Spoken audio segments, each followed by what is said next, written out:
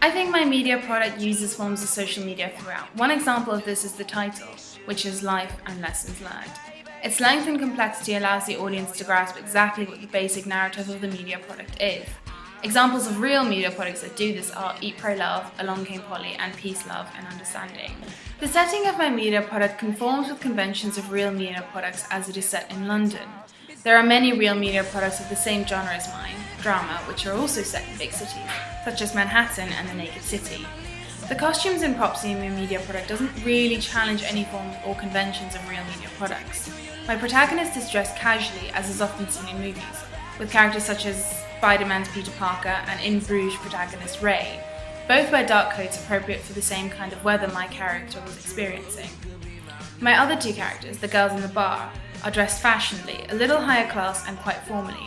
Characters from real media products that dress like that are Spencer, Aria and Emily and Hannah from Pretty Little Liars, as well as Blair and Serena from Gossip Girl. In my media product, an iPhone is used, which also conforms with conventions of real media products, as the newest films tend to use the newest technology, such as the movies Ted and The Hangover 2. I think the editing of my media product does challenge forms of real media products.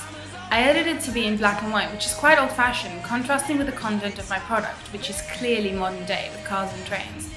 There aren't many real media products produced today which make use of black and white, it being mostly a thing of the past since colour filming was developed. I used cutaways to juxtapose the colder black and white scenes of my male character walking outside on the streets of London to the warmer, closer shots of the girls inside. Although the black and white aspect of my editing does challenge conventions of real media products, the cutaways are often used. For my titles, I used a simple, small white font on a black background.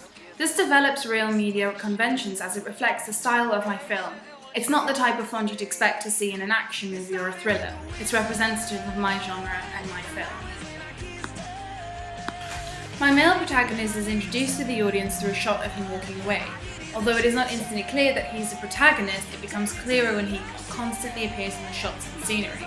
The female characters are introduced together in a bar. Their costumes and the location instantly depicting them as upper class. This doesn't challenge the conventions of real media products, as there are techniques that are often used.